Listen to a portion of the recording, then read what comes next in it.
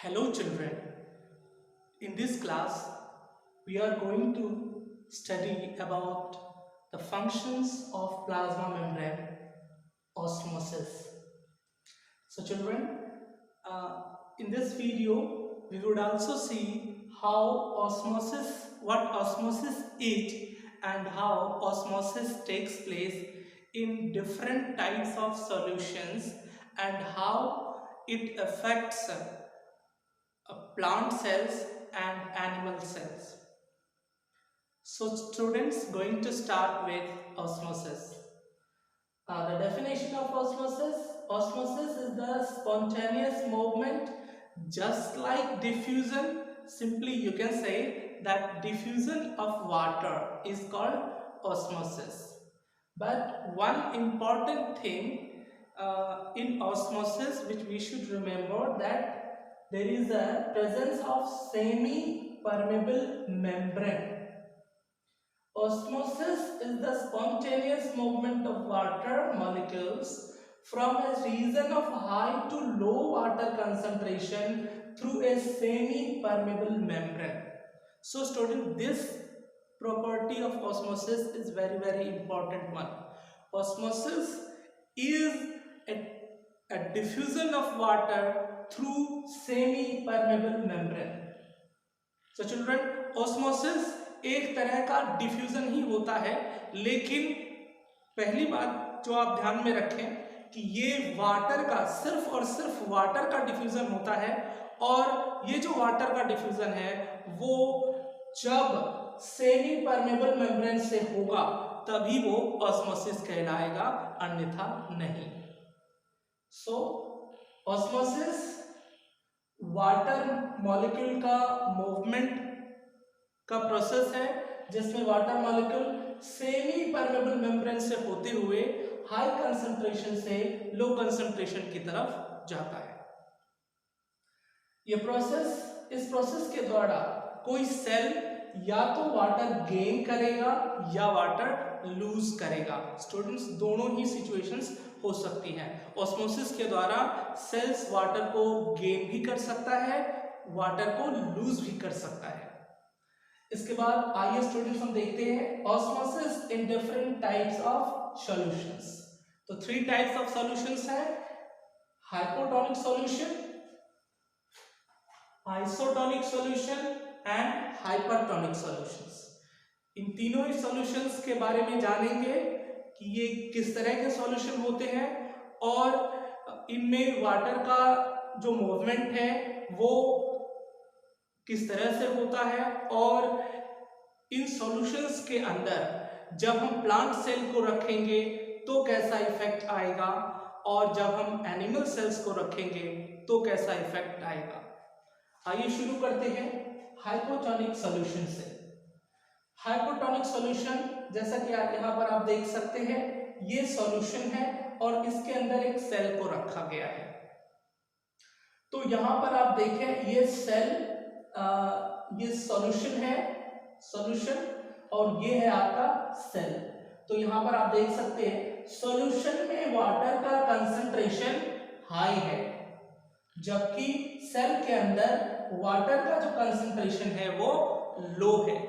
तो जो वाटर का मूवमेंट होगा वो सॉल्यूशन से वाटर सेल में जाएगा, क्योंकि वाटर सॉल्यूशन में ज्यादा है, सेल में कम है। तो high concentration to low concentration, water cell में जाएगा, water moves from solution to the cell, और ऐसे केस को इस प्रोसेस को हम कहते हैं एंडोस्मोसिस। वाटर का मूवमेंट सॉल्यूशन से सेल में होगा, पासिंग प्लाज्मा मेम्ब्रेन से होते हुए इस प्रोसेस को हम कहते हैं एंडोस्मोसिस। और स्टूडेंट्स, इस प्रोसेस में यहां पर आप देखेंगे कि क्या इंपैक्ट पड़ता है प्लांट और एनिमल सेल के ऊपर। इफेक्ट ऑन सेल्स, इसमें हम देखेंगे प्लांट सेल को जब ऐसे सॉल्यूशन में रखा जाता है, हाइपोटोनिक सॉल्यूशन में रखा जाता है जिसमें वाटर का कंसंट्रेशन बहुत ही ज्यादा है सेल से, तो वैसी परिस्थिति में वाटर सेल के अंदर आता है और सेल के अंदर वाटर भरने लगता है। इसकी वजह से जो सेल है वो स्वेल कर जाता है, वो फूल जाता है। और चूंकि आप देखेंगे कि ये जो प्लांट सेल होता है उसमें सेल वॉल का एक टफ कवरिंग पाया जाता है, जिसकी वजह से जो वाटर है वो अंदर में आने के बाद वो बाहर की तरफ दबाव लगाएगा, सेल वॉल के ऊपर दबाव लगाएगा, वो फूलेगा और उसके बाद भी ये जो प्लांट सेल है वो फटता नहीं है, वो बर्स्ट नहीं करता है, वो स्वेल करता है। और इसी स्वेलिंग को हम टर्जिट बिकम्स टर्जिट, जब सेल फूल जाता है तो इसको हम दूसरे लैंग्वेज में बिकम्स टर्जिट भी बोल सकते हैं। टर्जिट जो प्रेशर है वो वाटर के द्वारा सेल वॉल के ऊपर अंदर से बाहर की तरफ लगाया जाने वाला प्रेशर होता है। तो सेल के फूल जाने की प्रक्रिया को सेल का टर्जिट होना भी हम कहते हैं। तो ये होता है प्लांट सेल के केस में। लेकिन वही जब एनिमल सेल होगा, एनिमल सेल को हम ऐसे ही हाइपोटोनिक सॉल्यूशन में रखेंगे तो स्टूडेंट्स क्या होगा कि वाटर बिल्कुल सॉल्यूशन से सेल के अंदर आएगा और वाटर के ज्यादा आने की वजह से वो एनिमल सेल फूलेगा, लेकिन चूंकि और वाटर जो है वो बाहर की तरफ दबाव डालेगा। तो ये जो एनिमल सेल है, क्योंकि इसमें सेल वॉल मौजूद नहीं है इसलिए ये फट जाएगा, क्योंकि इसमें सेल वॉल नहीं है, सिर्फ प्लाज्मा मेम्ब्रेन है, सिर्फ आपका सेल मेम्ब्रेन है। तो सेल मेम्ब्रेन बहुत ही थिन लेयर होता है, बहुत ही डेलिकेट होता है, तो वो इस प्रेशर को, वाटर के प्रेशर को हैंडल नहीं कर पाएगा और एनिमल सेल फट जाएगा। तो स्टूडेंट्स, हाइपोटोनिक सॉल्यूशन में प्लांट सेल को रखने पर वो स्वेलअप करेगा, जबकि वो स्वेलअप करेगा और हम कह सकते हैं कि वो टर्जिट हो जाएगा, जबकि एनिमल सेल को हाइपोटोनिक सॉल्यूशन में रखने पे वो फट जाएगा। अब हम आते हैं दूसरे सॉल्यूशन की तरफ, that is isotonic solution. Isotonic solution एक ऐसा सॉल्यूशन होता है जिसमें आप देखें कि सॉल्यूशन के अंदर और सेल के अंदर, दोनों के अंदर वाटर का कंसंट्रेशन जो है वो इक्वल है, सेम है।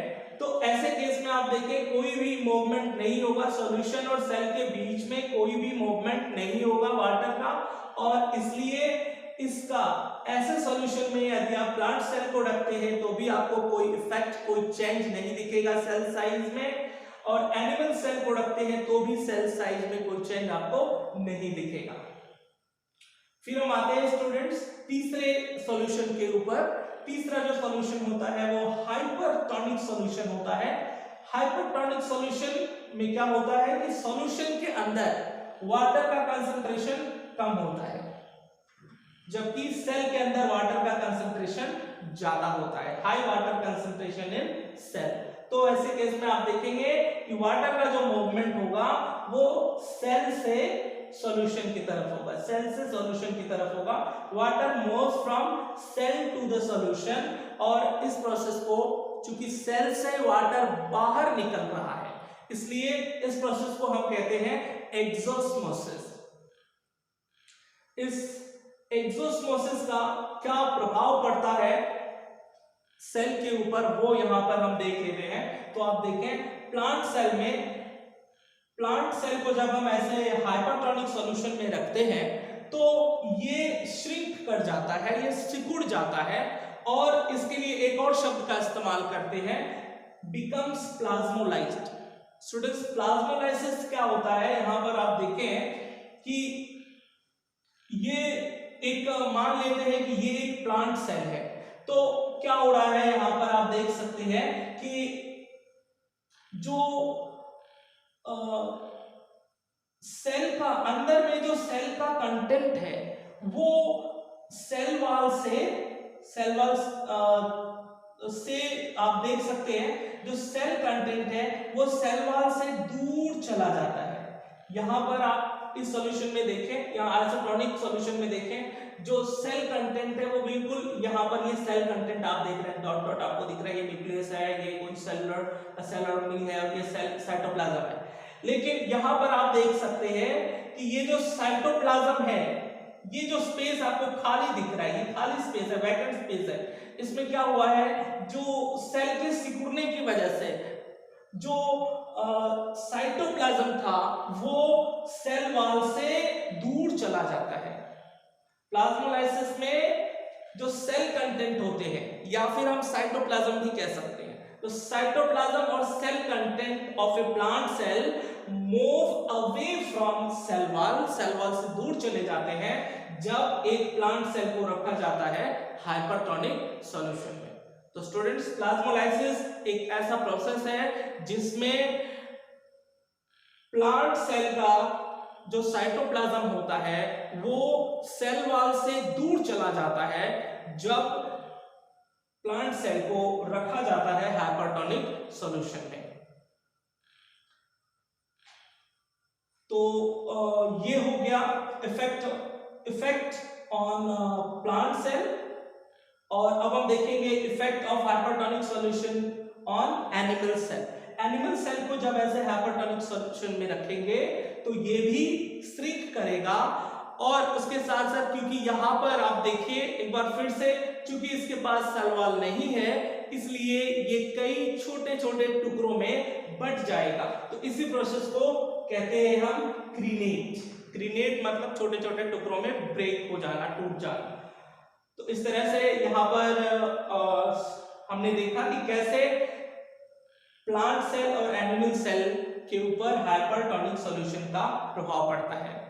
और स्टूडेंट्स, यहाँ पर आप देख सकते हैं ये जो हाइपरटोनिक सॉल्यूशन है, इसमें सॉल्यूशन में वाटर का कंसंट्रेशन लो है, तो हो सकता है कि सॉल्यूशन के अंदर जो सॉल्यूट की मात्रा है वो ज्यादा है। जैसे आप देखिए इस तरह का सॉल्यूशन आप बना सकते हैं, जैसे वाटर आपने लिया, वाटर में कोई सॉल्यूट आपने ज्यादा मिला दिया, जैसे आपने साल्ट ज्यादा मिला दिया या फिर शुगर ज्यादा मिला दिया, तो वो हाइपरटोनिक सॉल्यूशन बन जाता है। फिर आप किसी सेल को यदि आप उस सॉल्यूशन में रखेंगे तो उस सेल का जो साइटोप्लाज्म है, उस सेल के अंदर जो वाटर है वो एब्जॉर्ब कर लिया जाएगा।